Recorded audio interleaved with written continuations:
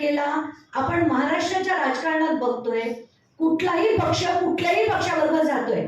आज सुचेताताई अल्टिमेट झालंय की बीजेपी आणि काँग्रेसची युती झाली, बीजेपी आणि MIM ची युती झाली.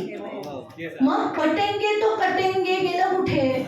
जेव्हा आपल्याला अगदी स्वातंत्र्यासाठी लढत होतो तेव्हा देशहितासाठी म्हणून किंवा देश स्वतंत्र व्हावा म्हणून काही लोक लढायचे, ते देश सेवा करण्यासाठी आले. त्याच्यानंतर हळूहळू ते राजकारणी होत गेले. मग ते 5%, 7%, 10%, 8% असे प्रोजेक्टमध्ये खायला लागले. मग ते हळूहळू वाढत 15% झालं, 20% झालं.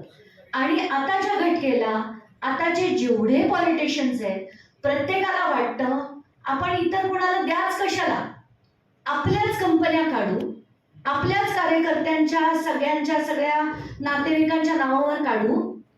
म्हणजे मी तुम्हाला सगळ्यांना माहितीच असेल की अजित पवारांविरुद्ध टोकाचं लढते, गडकरींविरुद्ध टोकाचं लढते. पण त्या अजित पवारांच्या 69 कंपनीज आहेत, 69 हायड्रो पॉवर कॉन्ट्रॅक्ट त्यांना, इरिगेशन कॉन्ट्रॅक्ट त्यांना, रोड्स कॉन्ट्रॅक्ट त्यांना, सगळे पुण्याचे झालेले जेवढे रस्ते आहेत ते मी नाव घेऊन सांगते तुम्हाला. जगदीश कदम, राजेंद्र घाटगे, रजनी इंदुलकर ही त्यांची जी माणसं आहेत त्यांना सगळी कॉन्ट्रॅक्ट रस्त्याची असो, हायड्रो असो, इरिगेशन असो, एक राज ग्रुप बनवलाय. RAJ stand for Ram Nimbalkar, Ajit Pawar and Jagdish Kadam. हा राज ग्रुप आहे ज्याला पुण्याचे सगळे कॉन्ट्रॅक्ट मिळतात.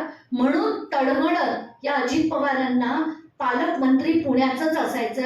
हा त्यांचा जो नेहमीचा हट्ट असतो तो याच्यासाठी असतो, कारण सगळ्यांनी आपापले गड बनवलेत, खाण्याच्या जागा बनवल्या. म्हणून आज जे चैतन्य म्हणाला ना की इतकी जण जी मृत्युमुखी पडली आहेत ना, हे मृत्यू नाही आहेत, हे खून आहे, असं माझं स्पष्ट मत आहे. हे जेवढे झाले तेवढे 3000 खून झाले. आणि याच्यासाठी हे राजकारणीच जबाबदार आहे असं मला खूप खूप स्ट्रॉंगली वाटतं. याच्या आधीचा मुंबई गोवा रस्ता फार चांगला होता, आताच्या घटकेला त्याचा सत्यानाश केला गेलाय, सत्यानाश. तिथे खड्डे म्हणजे काहीच्या काय खड्डे आहेत आणि त्याच्यात गाड्यांना फारसा त्रास होत आहे. त्यांचं काय ॲक्सेल तुटतं, त्यांचं पंक्चर होतं, पण मोटरसायकलवर जेवढे असतात त्यांचे प्राण जातात.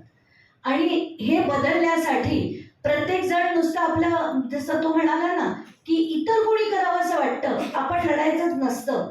तर आता जर सगळ्यांनी एकत्र लढायला सुरुवात केली नाही, आपल्या देशाची अक्षरशः अधोगतीकडे जाण्याची वाटचाल सुरू झाली.